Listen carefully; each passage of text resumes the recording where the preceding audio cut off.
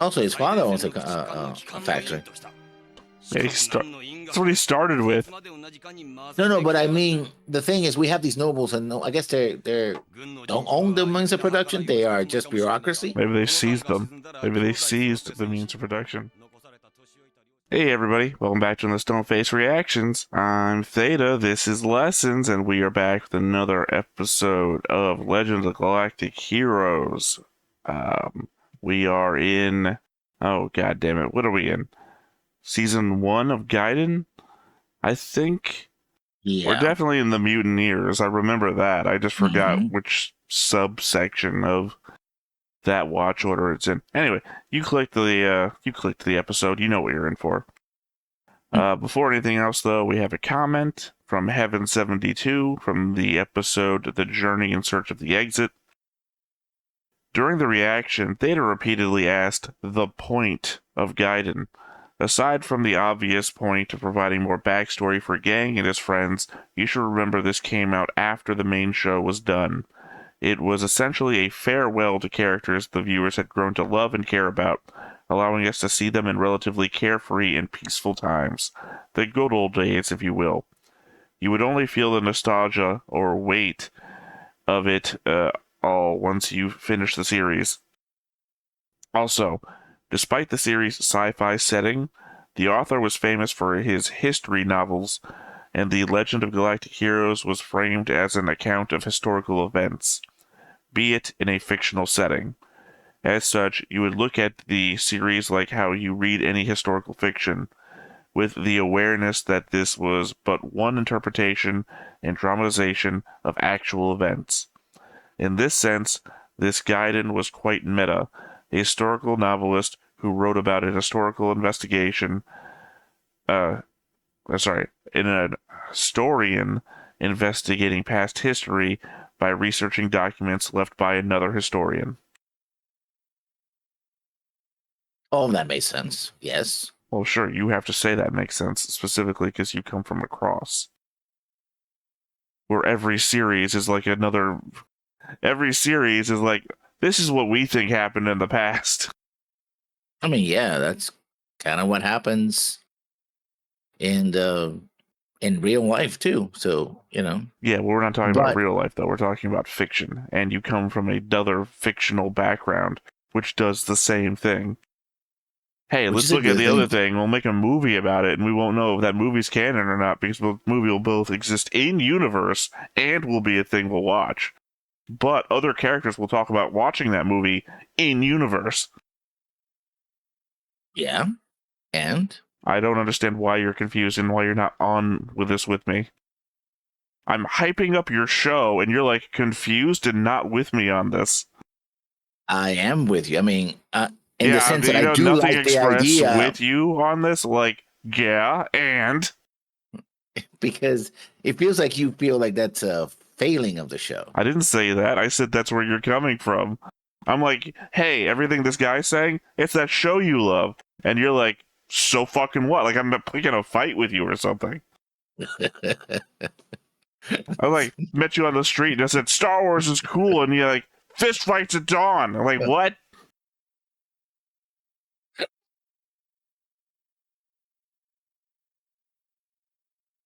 Okay, fair enough. Just so everyone knows, we record this at like 8 a.m. and I'm not sure that either of us wakes up at 8 a.m. normally. So yeah.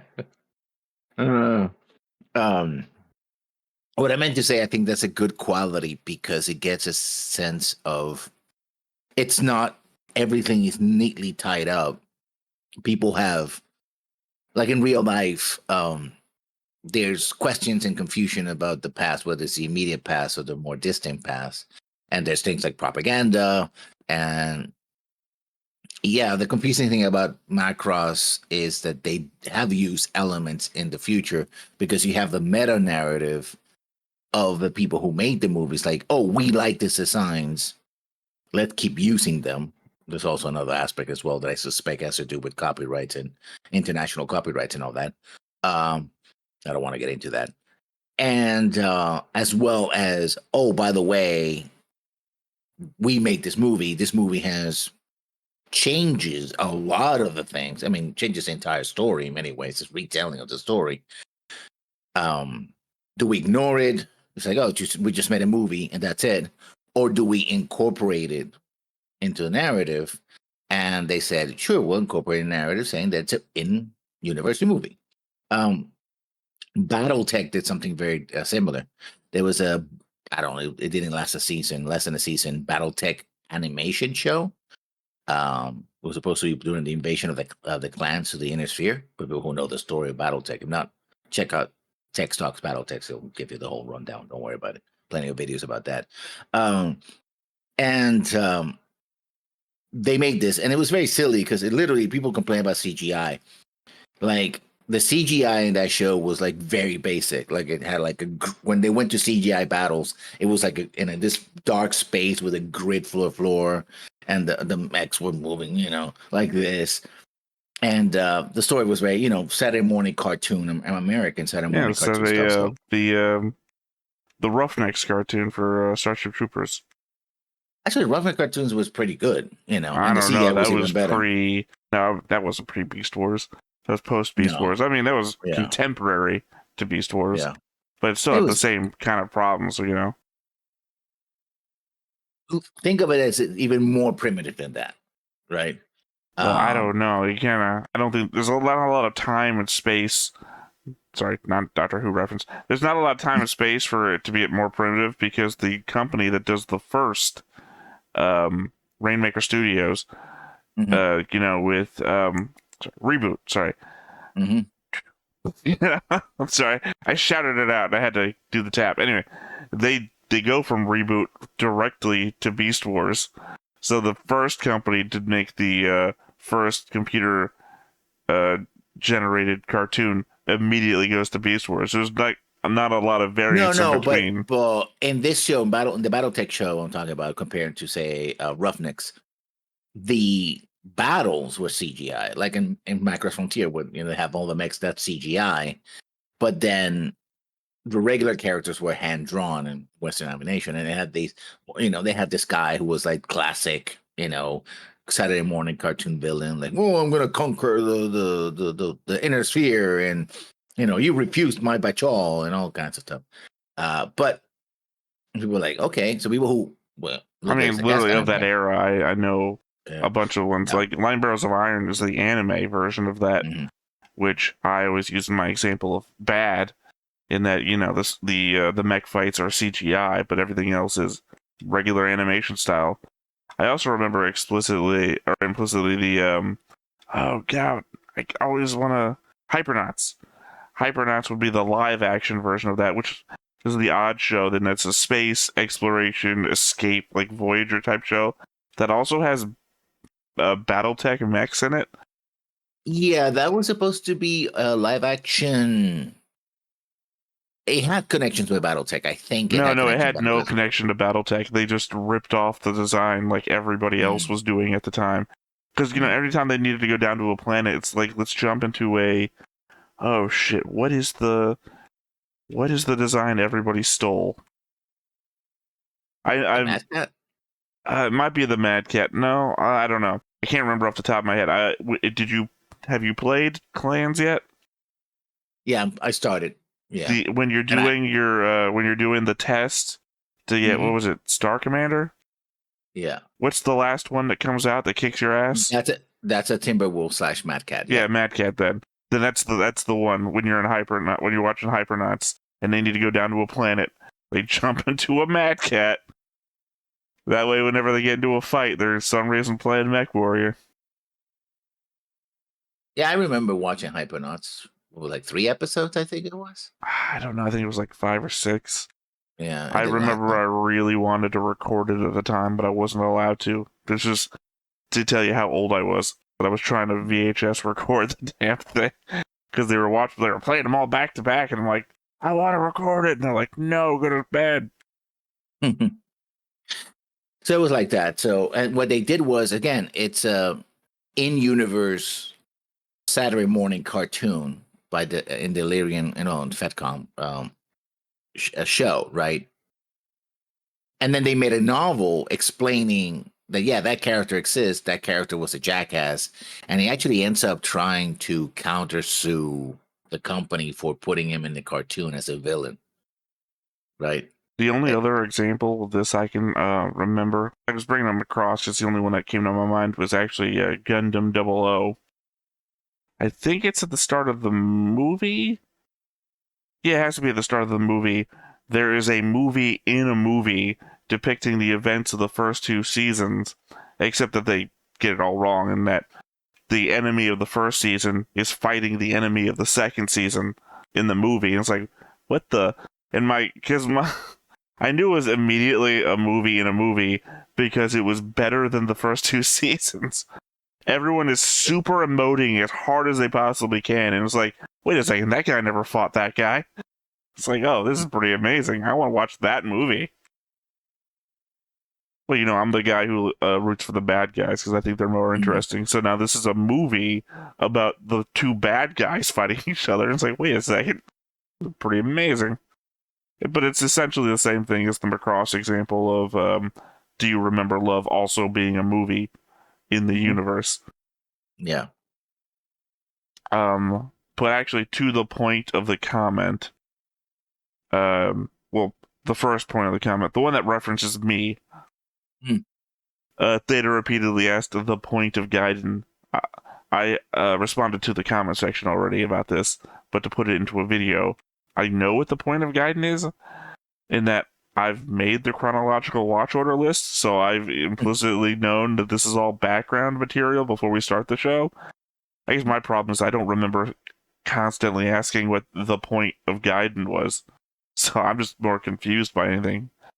I think I was asking what the point of this specific story was. Yeah, or any one scene for that matter. Because we did have that discussion that it could have been much shorter, about a couple of episodes shorter. Because it just takes a lot of time. It's what are we supposed to take away from it? And if all we're supposed to take away from it is, hey, you got 8 more episodes with Gang, then okay. But from a backstory perspective, let's look. I was just thinking about this last night. Think about where Reinhardt has been doing over the course of, have we watched 5 episodes of him so far? Yeah. And it's so much more stuff. Like, 1, it is backstory, but 2, he's fucking doing things. We watched Yang go on a vacation. And that's beyond being the hero of Alpha Seal, that is literally like the first thing we see him do. Like, in 1 or 2 episodes, he saves a planet of civilians and then goes on a extended vacation.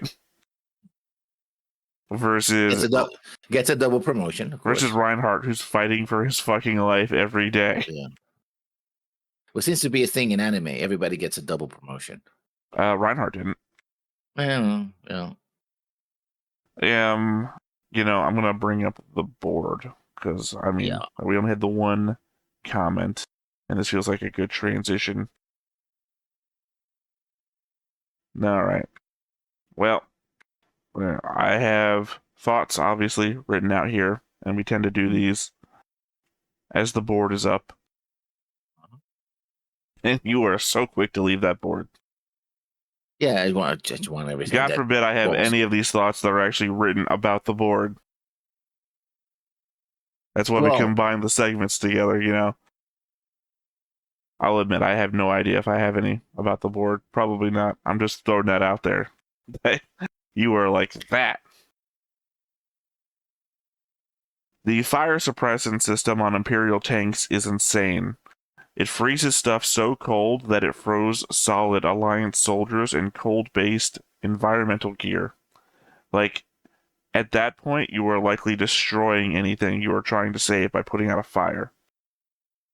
True. And also probably killing the crew inside the tank as well. If it goes off while they're there.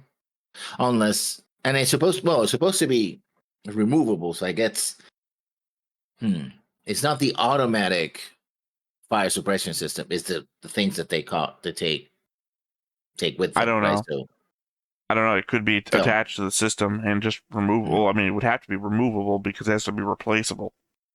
So they could have just detached it. but it won't necessarily have a hose that you could use. In other words, okay, let me put it this Well, I way. mean, it might, because it needs to attach to the system itself. So Yeah, it but if could have it's a hose that ties it to the system. yeah, but it's not designed to be manually used as they use it. In other words, it could just be a tank. And you You put it in are that thing. attaching modern day technological sensibilities to things, where I feel like this is more of a World War II sensibility, which is to say, remember the conversation we had about how far we've gone on the back and forth of our technologies, to the point that we're also using like retro stuff like attack dogs and carrier pigeons.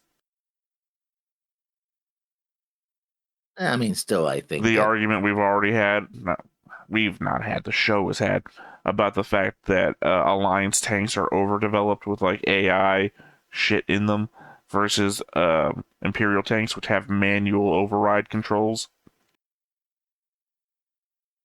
so okay, so The implication that then would be, if you have an automatic fire suppressant system, you probably also have a setting for it to turn manual, which is to say, I can rip this thing off the wall if it stops working and use it myself, just like the tank itself is designed to be. yeah, but okay. And to be fair, they do imply... No, actually, they don't imply that first. I was going to say they imply that first, but they actually use the thing and then go over to the Alliance tank and point out, oh, it doesn't have a manual setting like our tank does. So I guess it's a show and then tell situation, in that they show us that the Imperial tank has all this manual shit that you can do, and then you get the Alliance tank and it's like, nope, you gotta wear a helmet that connects your biorhythm to the AI. Uh, I mean, that's true. It could also be a manpower thing as well, I suppose. I don't know how many crews are in. I say they have the same size crews, I think. So, Well, we've already covered that when it comes to ships, that the Imperial ships have more people on them than the Alliance ships do.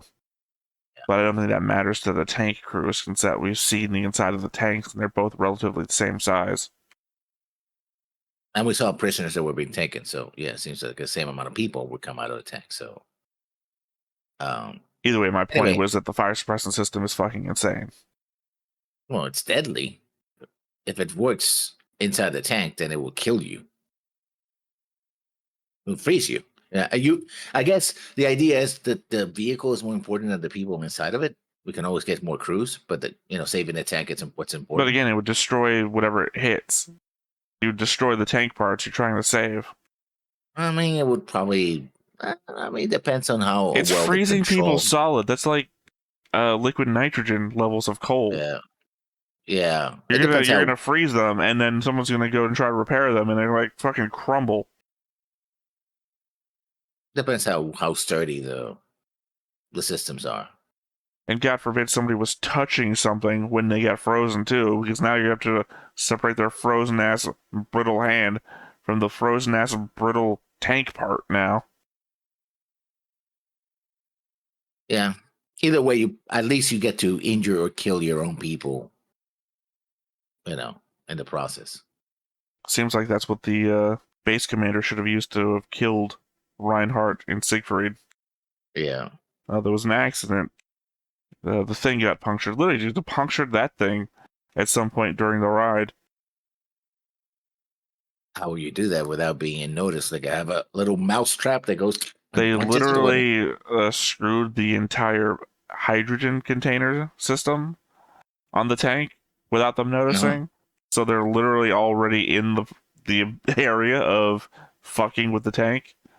Yeah, no, but how would you do it so it would be a time release so the accident wouldn't happen? Oh yeah, like what you just said. What is it? No, you haven't said it. You say, oh, they changed No, it. you said like you just said. You like did a whole little mouse trap thing. It's like, yeah, sure. How will they not notice? Oh, let's look. What the hell? I don't know how they not noticed that they were almost out of gas until they were out of gas. People who are so meticulously checking everything on the tank. Yeah, that was very cartoonish. No, like I have a mouse track with like a. I'm not saying an actual Like a mouse trap. I'm just saying like a timed device. Literally, it's a container that has to be under pressure based on even how they used it. So any little puncture is gonna leak shit into the inside of the tank. Yeah, I suppose so. The audience will be on the edge of their seats for our 20-minute discussion about a liquid nitrogen container. Yeah. Either way, it's supposed to look cool, but it looks a little too exaggerated. In hindsight, I'm not exactly sure how Reinhardt and Siegfried affected the Alliance tanks on Capche-Lanka.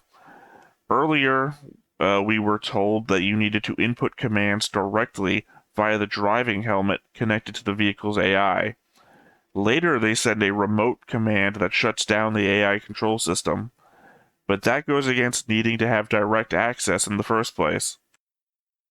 Really? Oh, I mean, They said you have to input commands directly via the driving helmet. Now I'm going to give you a radio. Do that. yeah, no, the radio wouldn't necessarily carry out. Well, could it? No, but then they would need a helmet that would emulate the. Also, remember that the thing will lock you out if you're not pre-designated to be. Yeah. Again, sounds like, well, it's like those missiles that hit their own shield thing, and I'm like, what the hell's No, I going think the on? implication is that those missiles that they fired created the shield. Which is a weird way of doing it, but sure. Again, we're in this back and forth tech thing that's going on. So yeah. Fire missile shields. Yeah, also when that happens, everybody's like cheering. It's like, so they expected it to happen. So no one's like, oh fuck, what do we just do? You think at least one guy in the background be like, oh fuck, I'm in trouble. You know? Everyone cheers. Fires missile shield missiles? Wouldn't it just be easier to knock one missile with another missile? Well, they called them like interceptors, so that's why I'm assuming that they created the shields themselves. And it just looked weird. Well, because they're also like blunt, like they're flat on the front. So if you like were to expect like what is it called? Like a net gun. Like the front of a net gun has that kind of same flat look because it explodes outwards, firing the weighted things that expand out for the net to wrap around something. That maybe that's what they do, except it's like laser. I guess it would have to be like plasma because it would have to be sprayed forwards and then light enough to stay there, but maybe that's what it is. Maybe it's like a heated plasma thing. That it's light enough to stay there, but hot enough to detonate anything that hits it. So it's not like a shield, but it's more like, firing a weighted object into something as hot as the sun. I mean, not all plasma is that hot. Just needs to be. Well, you'd want it to be as hot as possible if you're trying to destroy something on impact. Otherwise, it'll pass through and you'll have explosive shit getting through to you. Yeah. Again, it's a weird. I think that we're going for the rule of cool, and it just looks weird to me. What the fuck's going on here? Kind of way. I rather liked how Reinhardt's performance was more akin to that of a standard anime protagonist during his effort to pull information from Fugenberch. After he gets everything he can from the guy, Lieutenant Fugenberch and Captain Herder's involvement, as well as Susanna's plot, he goes back to his cold and calculating nature. I also enjoyed that beyond the play Reinhardt put on to get the most amount of intel, we didn't drag everything else out with some long fight scene. Essentially one shot and Fugenberch is done. All we added was an extra minute to make him pay and show that you don't sully Anaros' name. Yeah. I mean, the whole thing was that his big mouth got him into trouble. He's just shut up. If he had just shot him and left, that would have been that.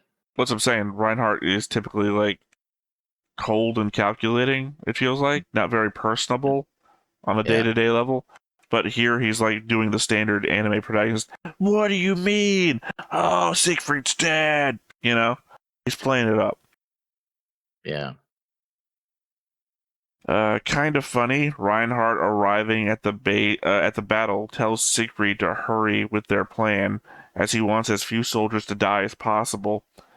Maybe that's funny to me due to the pointlessness of war motif that is the end message of the arc. As we know, everyone from this base dies without surrendering. So ultimately, it didn't matter how many people died in this instance.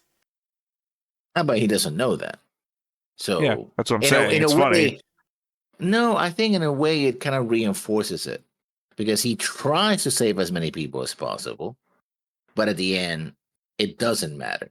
As opposed to, So literally what I just uh, said. That's why it's funny. well, word I would use is funny. Yeah, well, Um, I'm looking at this from the nihilistic perspective that nothing matters. That ultimately true, human true. existence is meaningless at the end of the day, at the end of the universe.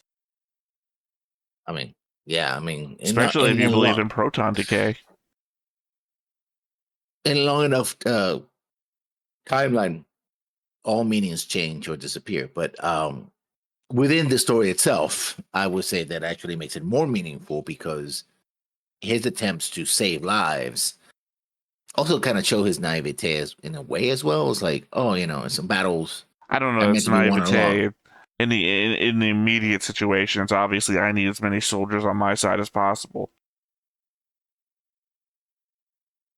because I guess this is before the counterattack. that's true. Yeah, so you want as many soldiers.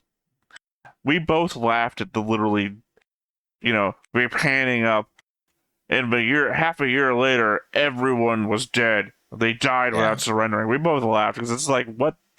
It's the what's the point that I asked at yeah, the end yeah. of Silver Labyrinth. It's like, Mm. cool. The only people alive after all this are our two main characters. So literally, it's like starting from zero again. You could have just started the next thing at the next rank and just that would have been episode 1. I mean, it's supposed.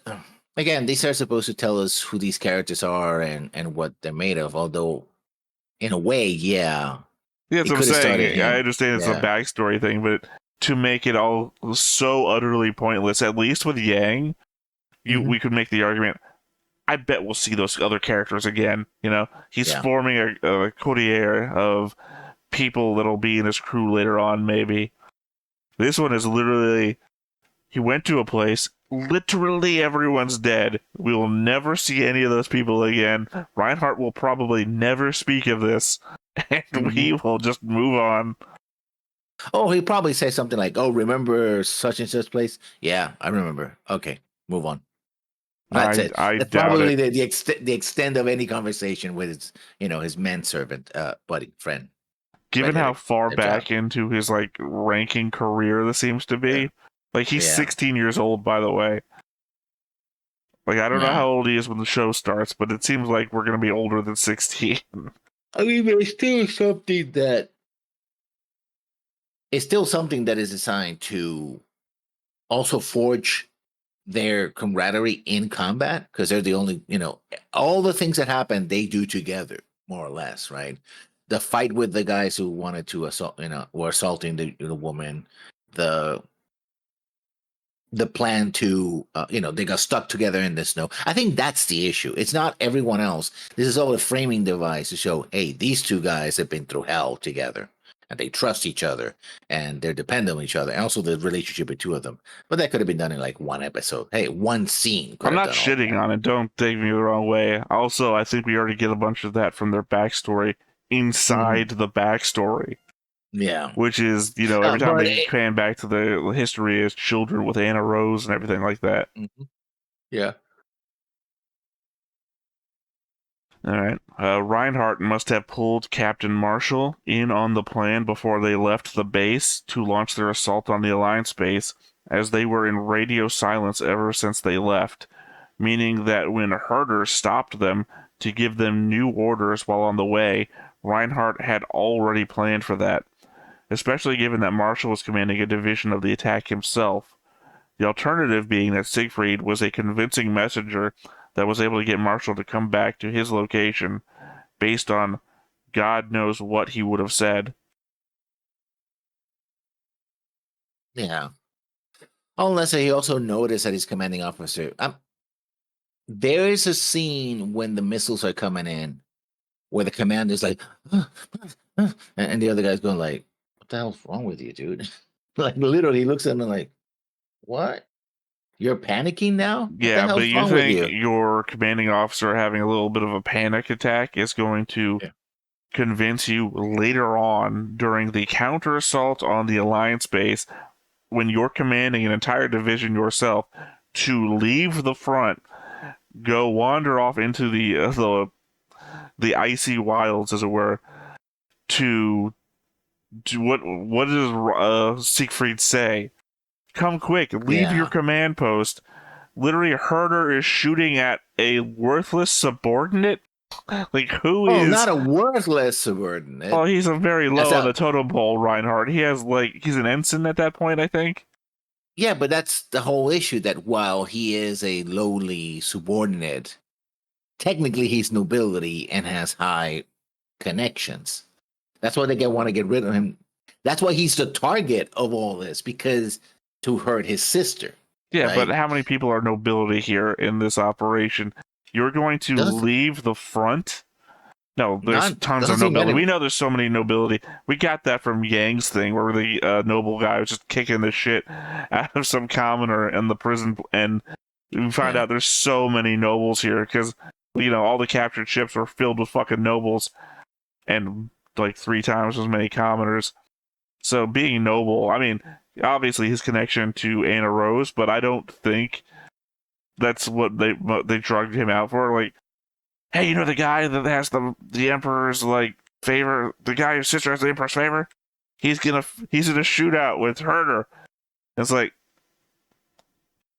I'm leading the assault on the Alliance base right now. once you look into this stuff, it's kind of iffy. And it's Yeah, like, how did the Alliance lose, by the way, in that both commanders of both operations got dragged out into the middle of a field? Herder's Mm. not commanding his side. He's fighting Reinhardt. And then Marshall gets dragged from his command to go witness the fight with Reinhardt. and stop it actually, because he saved Reinhardt's life. Remember, Reinhardt got hit in the hand. No, Siegfried shoots Oh, Herder's hand. Siegfried, yeah. Well, I guess technically he saves Reinhardt's life in that he shows up. Mm-hmm. The Yeah. threat is there, and then Herder's like, I better jump off a cliff or else my whole family will die. Marshall, he has the unwritten acknowledgement that Marshall will understand what this means. Because Reinhardt goes, well, if you still say everything will still happen. And Marshall's like, he jumped off a cliff. Should probably save his family at least. Yeah, I mean, if this is common, that if you fail, you and your entire family gets wiped out, it's like, yeah, It's not failure, it was treason. He was being accused of treason for trying to kill Reinhardt, who is, the brother of Anna Rose. So it'd be equivalent of attacking Anna Rose, I think, is the implication. Yeah, and by extension, the emperor. Yeah, that's what I said, high treason. Your whole so family gets killed for high treason. So it's like, yeah, I understand how this is gonna go. Just that, and also, I think in a situation like this, he doesn't want to make a bigger stink than it is, right? Because if it gets investigated, then all the shit that's going on wrong with his command, that now it falls on him. It's like, oh, by the way, we heard that, have you been diverting funds? Have you been doing this? How come you haven't done that? How come it took an instant to change the whole thing? And he's like, oh, I'm fucked. Oh shit, Well, I don't think it was a matter of him being fucked, but I do agree there's an element there of how much of this do I want to take onto myself, especially now that all guilty parties are dead. It's a cleaner. Well, yeah, it's what he says. I'm going to give you credit for this attack, so you'll get the promotion that you wanted. Yeah. Otherwise, Herder's dead. Let's call it even. And also, that's what I keep remembering from the cave story from Internet Historian. It's been 100 years. Everyone's dead. Let's call it even. Yeah. And also, you're still looking at very powerful people. There's no guarantee that it would travel all the way up in a way that it would actually punish what's her name, because you have to find you have I to mean, find the you would link between. know if you were looking at the board. Yeah. So I mean, there's a connection there, but I mean, she used her butler, and I'm sure the butler didn't want to also get killed, so Not the he's used butler. other people. Not the butler. Nope, he's a doctor. He's a doctor attending her. I don't know if The that's guy she's true. talking. No, the guy that he's talking I know what to. you're talking about. That's like, I even know his huh? name. And everyone looking at the screen right now will also know that I'm not even looking at that part of the board. I just know his name. Though it's not helped by my next, the note after my next one literally starts with his name, so I know what his name is by just looking at my own notes. You mean Glacier? Yeah. Talk about Glacier. Yeah, he's a He's doctor. a doctor? Yeah, you obviously don't remember the carriage ride that we took where Glacier is talking to that female, Agent, yeah. I don't know what she is. Mercenary. I just realized Yeah. I started describing her as a female and then had no adjective to add to it. So it's like when he's talking, like I'm talking like a Ferengi, when he was talking to that female. Because he seems to be attending her somehow. It's like, oh, you took care of this, and she's I don't know like, if he's oh, like I yeah. said. That's why I don't know if he's attending her. I don't literally no idea what he's doing other than the fact they described him as a doctor, at least during the carriage ride. Yeah.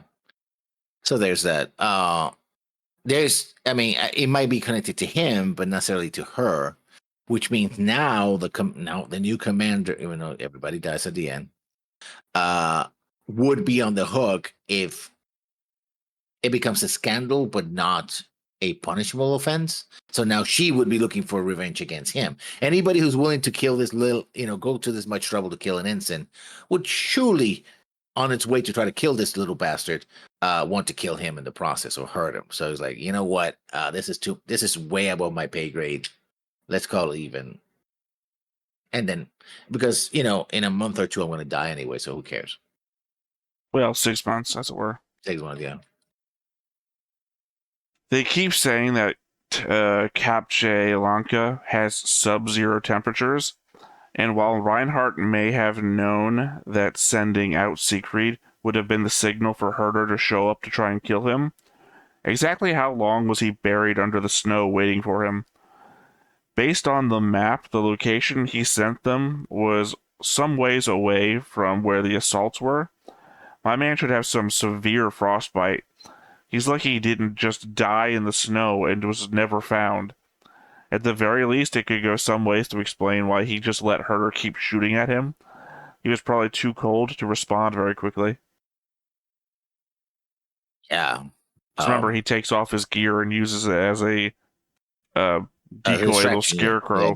Yeah, so he's just wearing his normal outfit and then buries himself under the snow. For how long? Also, how did you hear Herder coming? Hate keeps you warm, I guess. Like I said, it could have easily gone another way. Like, Herder just never found him. And that's it. Because he also kind of hid the Scarecrow. The Scarecrow was hidden against the wall, too, as though it was him waiting for Herder. Yeah. So, just goes to push himself up, realizes the snow's packed too tight on top of him now, and he's lost too much strength from his core temperature being lowered too much. Yeah. And he dies. Oh no, I hope Siegfried gets back, otherwise. Face to death, yeah. I hope Siegfried can figure out where I am on this barren white wonderland. Glacier mentioned having to find a willing collaborator under Reinhardt's next posting. So that is clearly who we have to suss out from the people we've met so far in this new arc. Yeah. He had another attempt to kill him, which we saw when the ship was like, oh, I'm going to rescue you. I'm going to do this. What the shit? Yeah, unfortunately, you jumped ahead of me here in my notes. So yeah. We'll come back to that thought. Reinhardt's been promoted to sub-lieutenant, and Siegfried's been promoted to ensign. It's also something I hate that I'm going to have to be doing on the board, is constantly rearranging all the lines every time somebody gets promoted. I suppose it's something of a good sign that all of Reinhardt's new crewmates are commenting on how young he is. I mean, it's not like in Gundam where the average age of service keeps getting younger and younger out of necessity, that they stand out due to their youth. It also shows that mass deaths of experienced officers isn't a regular occurrence, and that crews are still being staffed by people in the know, and not just newly trained officers fresh out of the academy. The war isn't wearing down the manpower in such a way that would be obvious to us, the viewer. Oh, so the implication is the Empire has more resources than the Alliance. Yeah, I he's don't know saying. that it's entirely true. Mhm.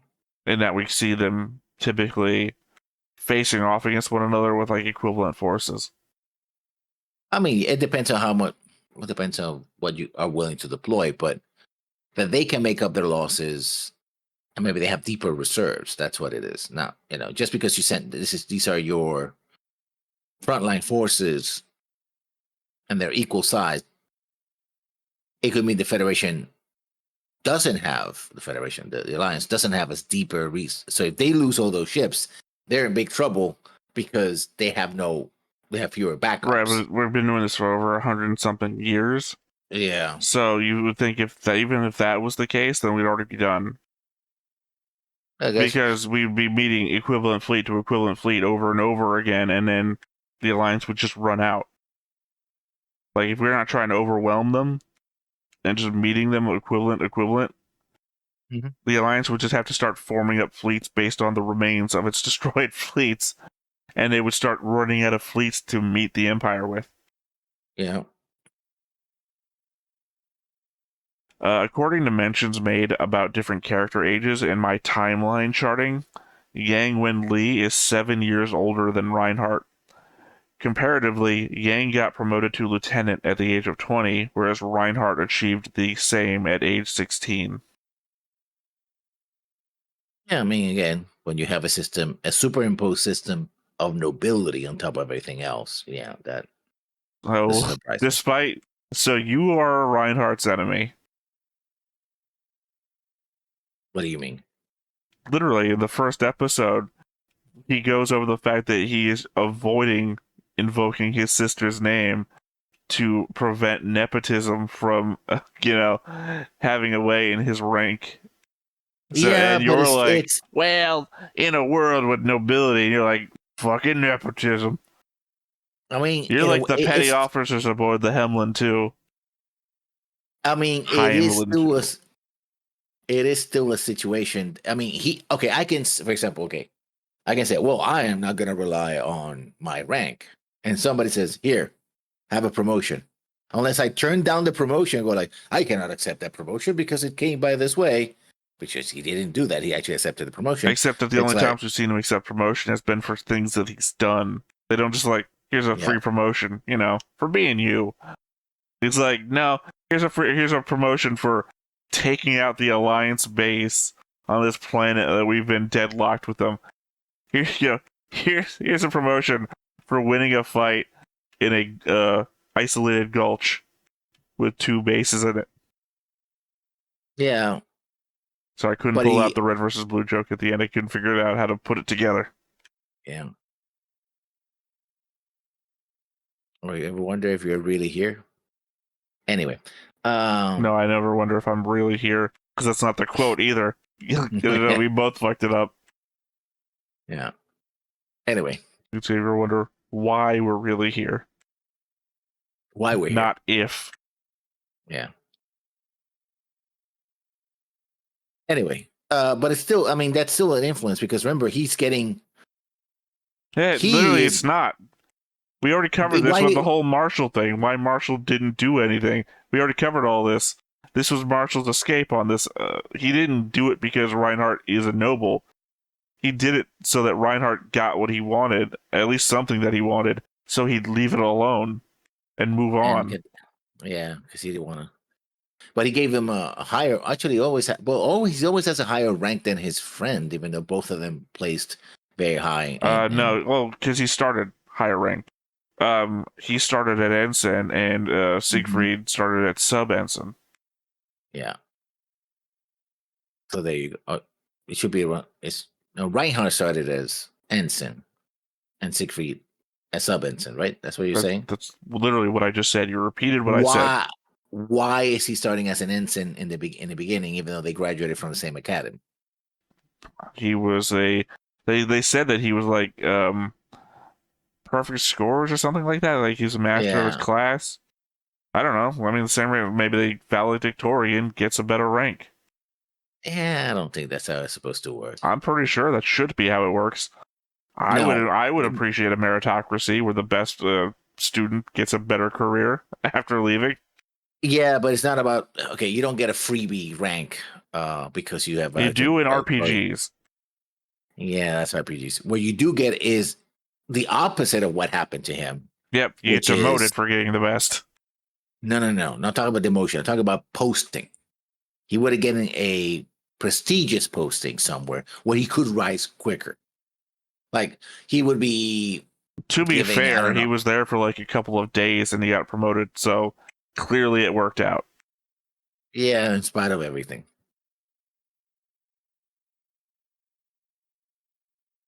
So the Heimland 2 is currently on patrol in the Iserlohn corridor. That most likely puts Reinhardt further back than his previous posting on Kapesh Lanka B3, but also references the Imperial Fortress of Iserlohn that we heard in the Histories of the Alliance/Empire during Gang's research. Specifically, how the Empire spent all its money on a fortress, and Bruce Ashby strong-armed the Alliance into building the largest fleet in history. See which strategy works in the end. Well, let's see. The Alliance is fielding as many ships as the Empire in most fights, and the Empire still has a fortress. Oh, it depends if the fortress can or cannot be bypassed, or it's a Well, we've seen the map. Yeah, It doesn't appear so. Well, we've seen that there's two paths into the Empire apparently, and one of them has a fortress. And the one doesn't. The other one has a different symbol, and we don't know what that symbol means. Yeah. Minefield or something. Well, space mines don't work that effectively. Not unless you're in Star Trek. Yeah. Gotta hold off that Dominion somehow. I take back what I said about Rolf almost getting lost in space on purpose. He's just an overconfident idiot trying to prove himself, then got blinded by sunlight and freaked out. Is that the one you said that you wanted to mention the fact that the ship got moved, or that's another note? No, I have one more note. My last note involves the ship getting moved. No, I remember I was arguing with you about Rolf doing it on purpose. No, it didn't seem to me that way. I know. Maybe you didn't miss the first part of my sentence when I said, remember when we were arguing. Yes. So the implication is that you didn't see it that way, and I was arguing, and I'm saying I was wrong. You're turning the I was wrong admission into an argument. I don't know. God, it's like I said. God, it's like I said. I like Star Wars, and you're like fists at dawn. Yeah, wouldn't be pistols at dawn? Nope. Be more efficient. Well, not if you're Henry Cavill. Oh well, yeah. He has the reloading shotgun. I mean, we're all gonna remember reloading your fists. Yeah. That's just a move now. Yeah. All right, last thought here. So what do we know about the possibility of a plot to kill Reinhardt aboard the ship? Bertram takes command of the bridge, then Alanus encounters Reinhardt down below and essentially challenges him to show them his skill in a test against his brother. His brother goes flying off into space and Reinhardt saves him, but when they are about to make it back to the ship thrusts to the side to make them miss. It's unlikely that Alanus was willing to let his brother get killed for the sake of taking out Reinhardt. So I suspect this episode we will get a confrontation between Bertram and Alanus, where we will discover this was part of a ploy to take out Reinhardt that Alanus won't agree with after almost losing his brother, leading us to the mutiny as the lower decks are impressed with Reinhardt and become disillusioned with Bertram. Because there's two issues just to about. clarify real quick, we spent most of the episode glorifying Bertram as the XO that has experience, Yeah. that is the go-between from the captain who doesn't do very much, and they're happy that he doesn't do very much because we've also impressed the fact that nobles that just show up and don't know very much get their crews killed. Yeah. There's two questions about the mutiny. I think we now know how more or less a mutiny is going to go. The question is, how do they smooth it so that Reinhard not only wins the mutiny, but can justify mutiny, going into mutiny against his captain or first officer in this case. Might not have to. Well, you have to justify. I mean, if you're committing mutiny is you only have to justify it if there's somebody that requires justification too. If you succeed in the mutiny to such a degree that the people who aren't with you have still survived, then the justification isn't warranted because the people who are backing you will just agree with you, whatever you say. Justification is an argument that you have to make against somebody that would argue. Yeah. When the ship comes back, it's like, okay, you had a first officer. Where's your first officer? And where is your captain? Yeah, no, that's what I'm saying. An argument, justification only has to exist when an argument is to be made, right? Otherwise, if we all succeed and the only people who are left are the people that side with me, then I could say, oh, it was an accident, like hull breach. It's an old ship, you know? And then no justification really has to be made because there's no one to argue. Here's the thing. You only get a justification because unless the Imperial Navy is that incompetent, they would have to launch an investigation. Literally, we also go through like the first episode noting how worn the ship is. So that's why I'm saying that, oh, it was a hull breach or something. Like, you don't have to justify a mutiny, and if you're so successful in the mutiny that the mutiny never happened, right? Mm. That's what I'm saying. A justification only occurs when there's somebody that you have to justify it to, which is to say, someone who's going to argue with you. But if it is a matter of all the lower decks, the petty officers and everything, sided with you, and you overthrew the rest of the command, ensign and above, the higher deck, and they're just not here anymore, well, then you just come up with a cover story. And that's not justification, that's something else. Yeah, but I find it not impossible for that to happen unless, too convenient, too neat. Which the show has done before. I mean, it doesn't have to be. Literally, what if the ship blew up? And the only people that escaped were the lower decks? Because whatever caused the ship to be destroyed happened above deck. Because conveniently, we've also done a whole, Downton Abbey? We Downton Abbey'd this shit. Where the lower decks are the enlisted men. And but also do not underestimate the military's willingness to scapegoat people. It's like, oh, the ship blew up. You're the only survivors. Well, tack you're it. Oh, but I think you're misunderstanding the ease of scapegoating the dead. Yeah, no, but it was the late captain's fault this happened. It's a shame he can't defend himself. If his superior officers are willing to go along with that, then yes. But if they're willing to scapegoat the ensign or the sub-lieutenant, then he's screwed. Once again, one of them is a noble, so it's already a can of worms. It's easier to scapegoat the dead guy who, as far as we know, has no other connections to anybody. Or Bertram, who isn't a noble. He's already been designated, basically, because the captain is the noble, but he doesn't want to do anything. Bertram is a working class guy. That's why everyone loves him, because he's one of us. He's a commoner. Yeah. And Reinhardt's already basically done an Irish jig down at the bottom floor of the Titanic.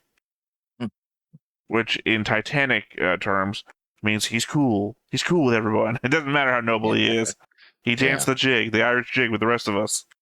Yeah. From that point on the movie, we're cool. Yeah. You have your cred. So yeah. Any other thoughts on your end? No. Again, I'm looking forward to see how this happens. Yeah, because the Reinhardt episodes are actually well paced, I feel like. versus the Yang episodes, which is again an action scene and then an extended vacation followed by an action scene and then another vacation and a wedding. Yeah, versus Reinhardt, which is back to back fighting for his life from scene to scene. Remembering random ladies, we have no concept, no idea who they are because we haven't watched the main series yet. So, like, well, you do, I don't. No, I don't know what you're talking. Who's remembering random ladies? Wenli. Okay, I guess I don't remember that. But also, yeah, no, he was like, there was part of where he was like, and then this face of lady shows up, and it's like, yeah. Now I know what you're talking about. Well, and then here's the thing. Thing with his this is Yang's backstory, though. So literally, he's remembering back to Bob before other things. So you're saying I know this stuff. I'm not really. Again, I mean, you watched. Well, there's I know you're talking about DNT, but again, the pacing of that is so accelerated that it'd be hard to really. I'm not talking about that element though. He's not remembering to the future to people he hasn't met yet. This is a backstory, and he's remembering other backstory shit. Yeah, but that's the thing. Is like he's just doing his thing, and it's like. Also, we met her. Remember? And not even in this backstory thing. She shows up at the spaceport to talk to him. No, but I'm not talking about her because talk about the girl that ends up being in love with his best friend. Yeah, that's what I'm talking about. She shows up at the spaceport to talk to him. I don't think that's the same person. No, it is the same person. The one that he saves. Yeah, he very explicitly also talks about Alex not being able to be there, so she shows up herself. Thought it was somebody else. Nope, was her. I don't know who you're thinking of. You might be thinking of what's his name's wife, the other guy, not Alex. No, not that guy. No. Yeah, she's the only one that shows up at that spaceport. Maybe you're thinking of the girl that serves him coffee at El Facil. Because that's not her. She hasn't shown back up again. Yeah. Well, because I'm talking about there's two girls. There's one that talks to that one serves him coffee at El Facil, and she disappears. And then there's the one he remembers from the backstory that ultimately she was into politics, and she shows up at the spaceport later to see him off. Yeah. And Alex isn't there, and that's why it's a little awkward thing between them. Yeah. That what could have been seen but wasn't. So yeah. So again, he has flashbacks about her, and then sees her in the present too. So it's not like. Did that happen in the present? I think that was also kind of a flashback as well because it happens in the present. He's going off to what did the prison planet called? I can't remember the name. Oh, to the prison planet. Yeah, okay. Yeah, so I mean, we see him. He remembers her, but then he also sees her in the present.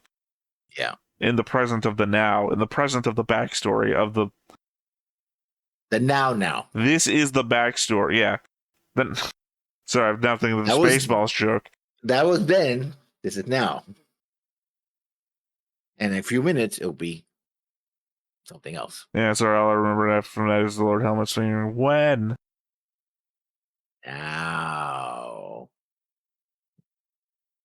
All right. Well, I guess with all the thoughts out of the way, it's time to hop on into it. But before we get started, make sure that you hit the like button, hit that subscribe button, comment down below to feed that algorithm. On top of all that, if you want to watch more shows like this, unfiltered, uncensored, and uncut, as well as some early access stuff, you can check it out over on the Patreon. It's just $5 a month, but hey, no pressure. There's zero pressure in order to do that. It's just a little bit of extra support, and it would be greatly appreciated.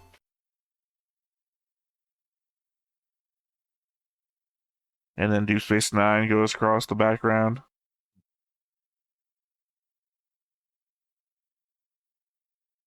Not much to talk about here in the opening. The opening bit. But again, there's that combination of, well, we did all the pre-talk, but you don't know how long the pre-talk is going to last for us. So you can't just overlay that with the opening. I know I had that same. Although it's interesting that there's different songs but the opening of each song is the same. I guess they remix it. So like, there's the lead motif of the series that 10. Well, no, remember and we're then, in different seasons of Gaiden. yeah, but in Gaiden, Previously, we were in a different season of Gaiden, which had the Reinhardt and Siegfried opening. Now we're back in the same season as the not Silver Valley, Spiral Labyrinth was in, which is why we're back to this opening. Mm-hmm.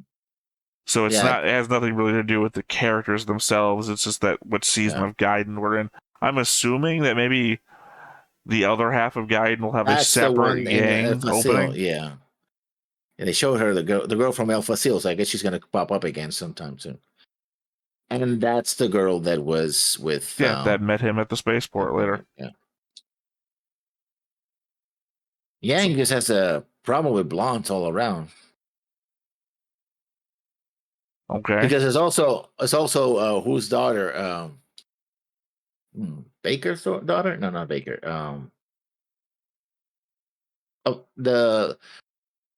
The daughter of the admiral that committed suicide, died of an overdose, in his sleep because she was not blonde.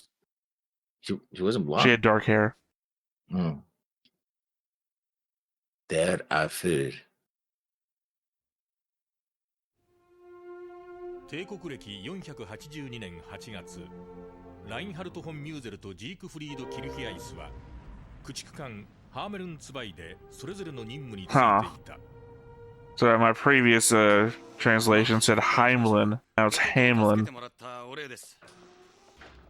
秘蔵のブランディがあるんだ。おいロルフ、例のものを出してこい。おっと、艦内での飲酒がどうのって固いことは抜きにしてくださいよ、保安主任。任務に差し支えなければ目くじらを立てる気はないが。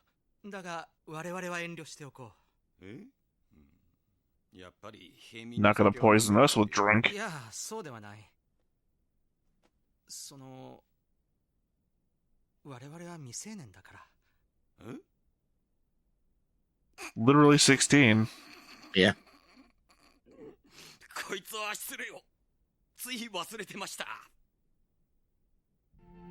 親父が町工場をやってましてね。俺たちもガキの頃から機械いじりをしていたもんで手先は器用なんですよ。で、俺は工業科の高校。こいつは何を思ったか美術科へなんぞ入りましてね。I guess. Oh, well, nobles get to run things. Oh, he's gonna die. That's a death flag. Oh, my brother's so special. We already sent him out into space where he almost died. I don't think you can read death flag people. I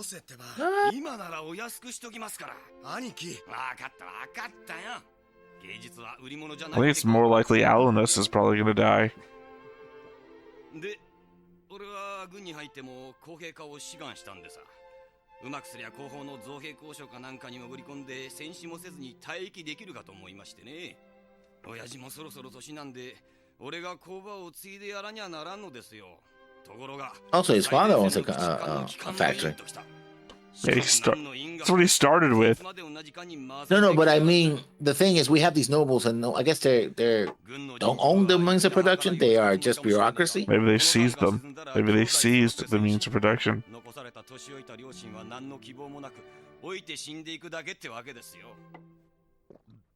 兄貴飲みすぎだよ。もういい加減。俺たちばかりじゃねえ。 I think the real miracle is he like that slobber all down his face and still got none of it on his white shirt. ところが一般大学の徴兵免除の特権がなくなって二等兵からやらされている。もったいないですよ。せっかくの才能が無駄に消費させられていくのは。Yeah, they covered that last episode when they talked about how his studies would never get used in his actual position.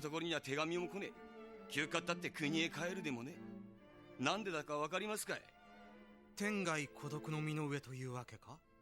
違いますよ。両親も姉妹もいる。何より新婚の女房もいた。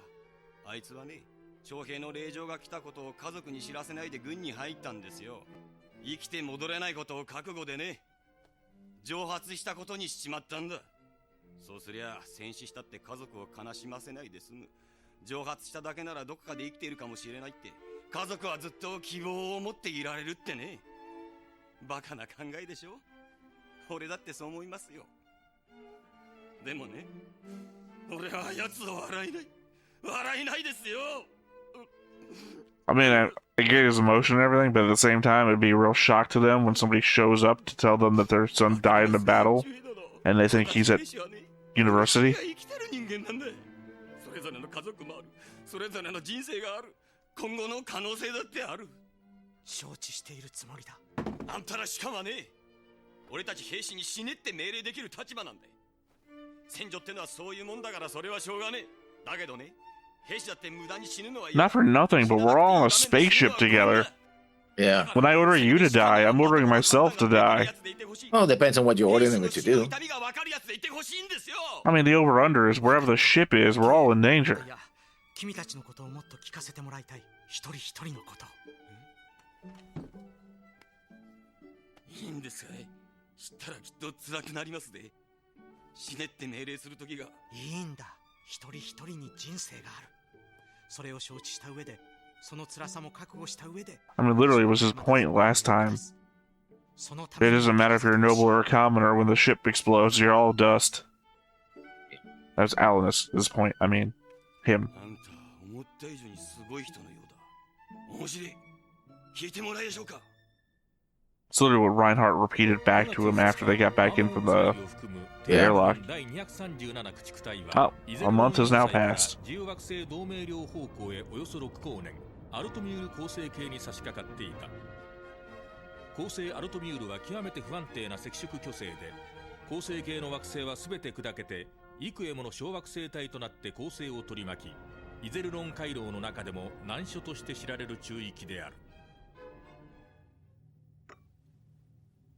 小惑星の軌道は全てがデータ化されているわけではない。左舷の監視を怠るな。了解。航海長。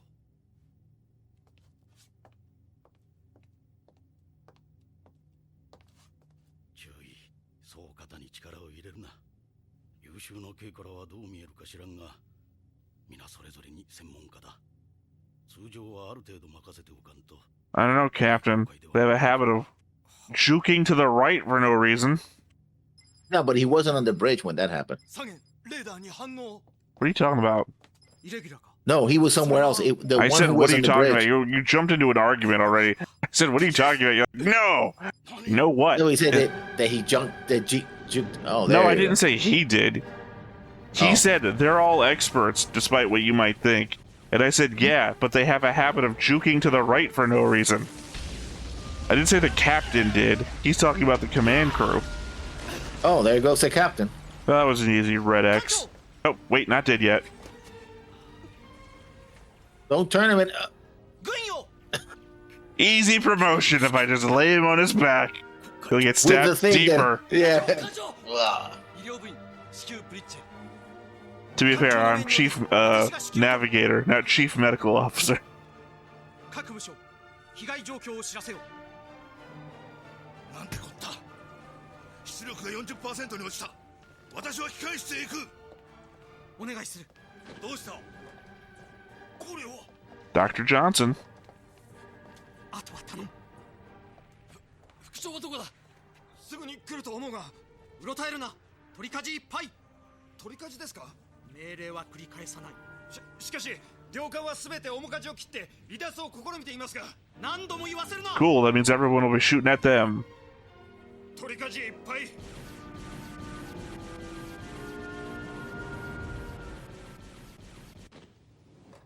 どうなっている？左舷下部に被弾。誘爆で艦長が負傷。艦長の命により将官が指揮を取っております。艦長を医療室へ運ぶ。両隊は意識を失っている。予断は。That was gonna be a chain of command thing? 機関の出力は 40% まで低下しており、機関長が復旧に向かいました。それ以外の被害状況はまだ入ってきておりません。どういうことだ？なぜ当艦だけが孤立している？航海長の指示で取り舵を取りました。ミューゼル中尉の？分かった。以後は私が指揮する。回答して領艦の後を追う。お待ちください。これは単なる遭遇戦ではありません。我 It's a crazy move to, you know, go off on your own. その敵が3時方向を手薄にしているのは明らかに罠です。それは憶測に過ぎない。艦長の判断が得られない以上、通信封鎖かとはいえ、部隊長官であるキッシンゲンドライの動きに従うのは当然ではないか。仮に3時方向の退路が罠でないとしても、当艦は機関を損傷して足が遅くなっています。両艦と同方向へ転進しても追撃されれば真っ先に敵の餌食になるのは明らかです。むしろ敵が4隻の両艦に注意を向けている隙に別の退路を選ぶべきでしょう。別の退路9時方向にこのまま進めば敵が潜んでいた。 By the way, compare this to the fleet scene during Yang's thing within Bruce Ashby's flashback. This is actually shit happening. 敵は足の遅い戦艦と巡航艦が中心でした。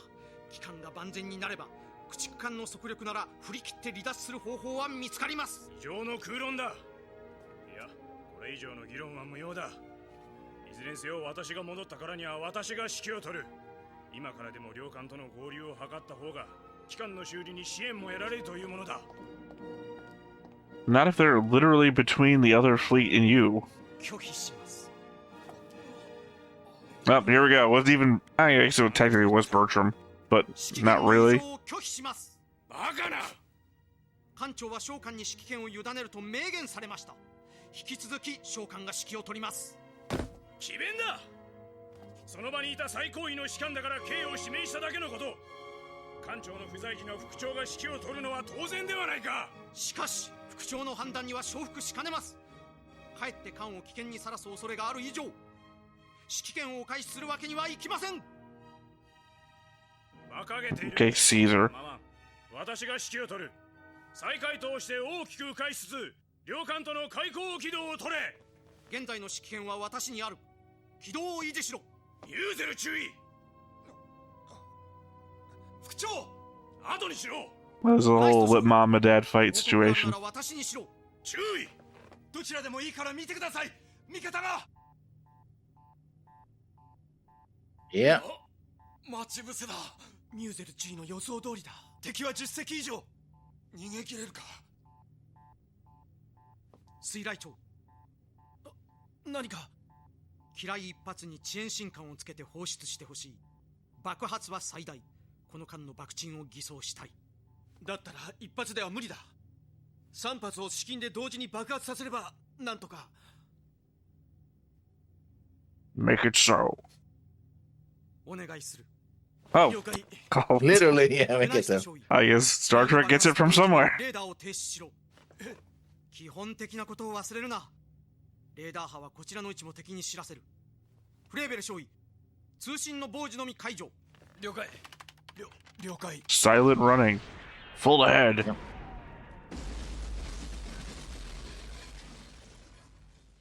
爆発を確認。レーダー切りました。以後パッシブセンサーで監視。スピーカーに出せ。出します。こちら万元ゼ直撃を受け大破。ガンを放棄し。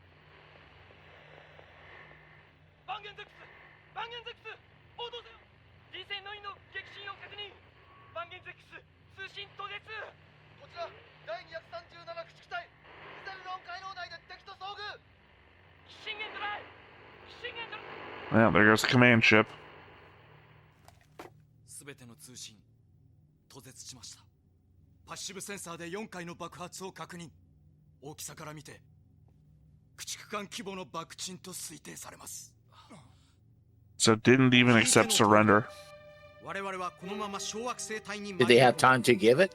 I mean, if it's fast enough, they wouldn't have been able to transmit it. アンカーで固定し機関を停止。息を潜めて敵をやり過ごしながら機関の復旧を急ぐ。何か質問は。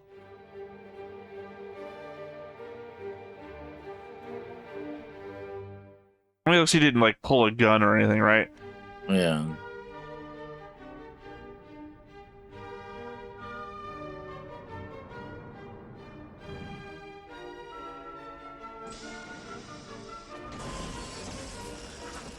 I mean, I don't even know if you would consider this mutiny. Well, I mean, he disobeyed orders, did not yield to his superior commander. Well, I mean, technically, he's pulling like the, I was left in charge situation. Yeah, but Captain's not dead yet. かなり距離がありましたので、当艦の動きは把握されていないと思われます。ただし、こちらに向かっていることは間違いありません。当然だな。敵は我々が5隻だったことを認識している。当艦の撃沈を確認するつもりだろう。だが、いずれは気づくだろうが、今は I don't know that Bertram knows what to do with himself. それほど確認を急務とは考えていないはずだ。当面の危機は去ったと判断するわけだな。はい。では改めて正式に命令する。指揮権を返せ。Yeah, to be fair, you said we're still in danger. That's why I'm retaining authority. Yeah, there you go. 副長が指揮を取る。結構だ。ではミューゼル注意。K を解任する。また反逆行為があったと判断されるので、要請への次第軍法会議にかける。それまで実質で監禁する。以上だ。And now I will have your best friend arrest you. 君が忠誠を誓うのはミューゼル中尉個人か、それとも軍機か。軍機です。結構。ならばミューゼル中尉を拘 At least he had the presence of mind to address the situation, you know. Literally your best friend is a security officer. At the same time, still kind of crazy that you just accept his word. I mean, he was there. It's still better than like Lieutenant Reed from Gundam, right? The guy's just shouting court-martial about everything.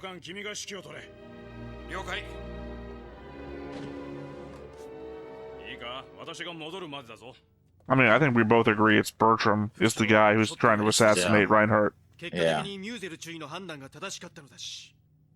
それは結果論だ。副長が問題にしているのは規律の問題だ。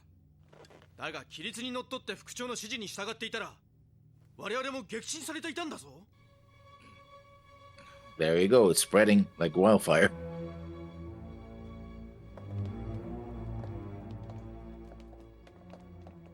ラインハルト様。いや、これでいい。お前まで拘束されたら手の打ちようがなくなるからな。しかし大丈夫でしょうか。副長に指揮を任せて。機関の修理が進めば。So the difference in their ranks being only one rank. Sorry, the shoulder epitaphs. Yeah. 2 for sub-lieutenant, 1 for ensign, I guess. あとは任せる。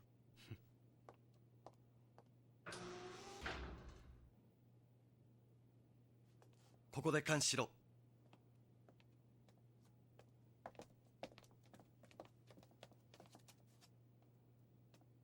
No weapons? Yeah, I say, God, I hope he doesn't have a gun.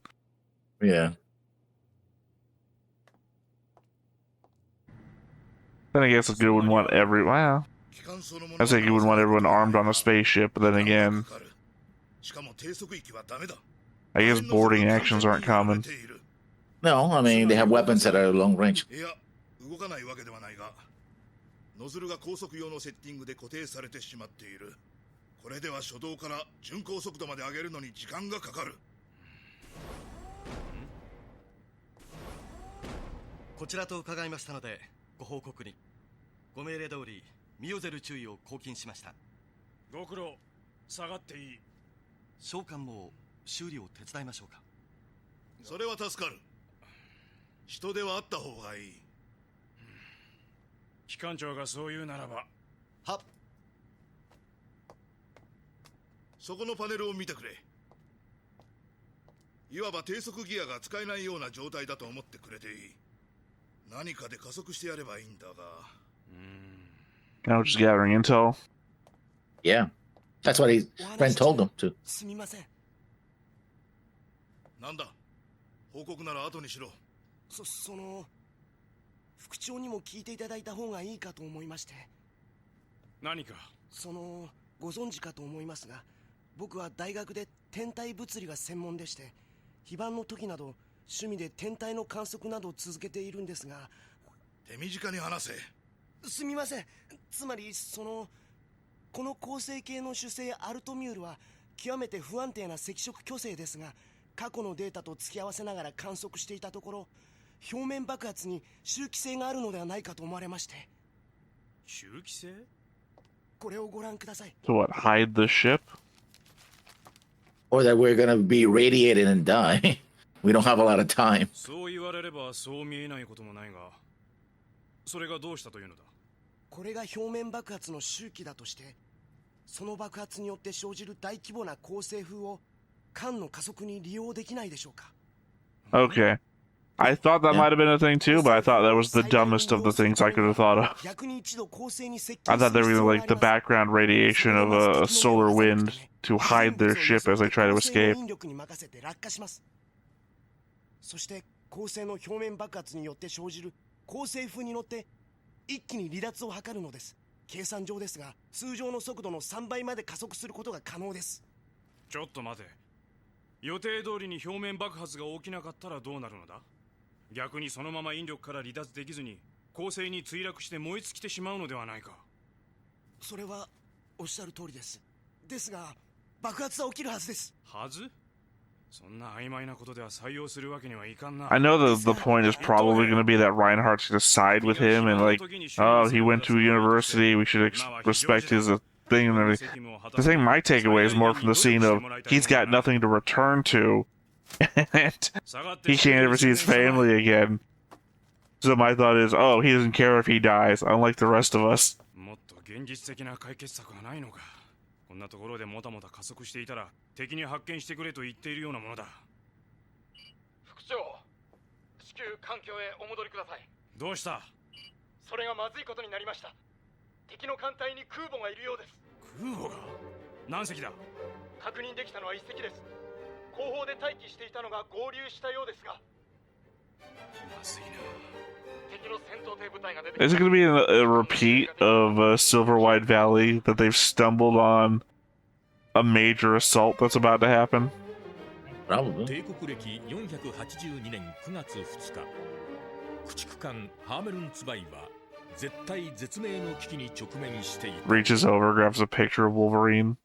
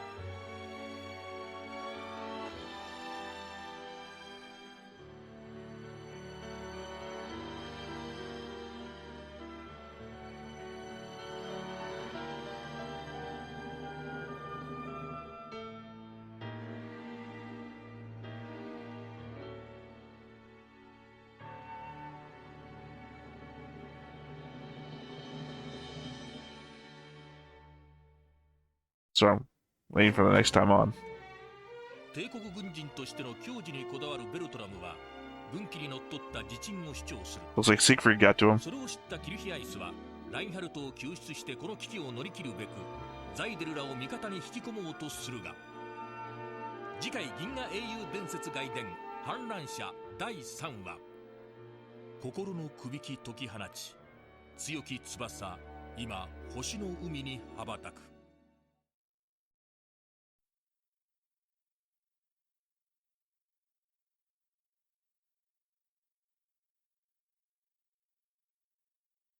Alright, so I've been Theta, this has been Lessons, we've been Stone-Faced Reactions, and we will catch you next time. Bye-bye.